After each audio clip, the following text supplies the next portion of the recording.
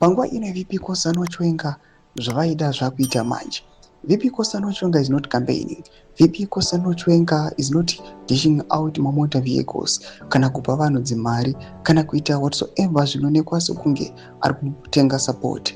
But panguva ino zviri kuonekwa kunzi almost everyone munyika yeZimbabwe, they can see the future in VP Kosano Chiwenga and they are supporting him without even campaigning.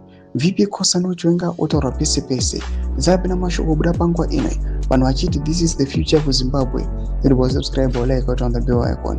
Makomechi anoposta this picture ramuri kuona kubuda nyora chiti urukuro mazuva ano kuri kungonzi the Chiwengas. Pese pawasvika chero pamuchato, pakereke, pabhawa, parufu, kumabiko, vanhu vachiona bhora mubhazi chero pachibhorani, munhu wese ari kungoti Chiwenga ngaapinde hake kana temu yaHis Excellency indi yapera in 2028.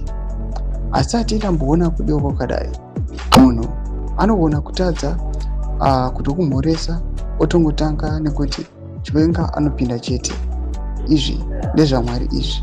Mashoko anobuda toko panapa namakomechi ari kuuya panguva ino achisapota the general achiti VP Kosano Chiwenga panguva ino vanyanya kudiwa nevanhu zviri kutoshamisa without even mobilizing kana kuita sei. But maadvocatero anoita achiramba corruption achida chokwadi, calling a spade, achiya panguva ino achimisa zvigananda and calling them to book kuti they must be questioned kuti wealth yavo vanomboiwana kupi isiri explained.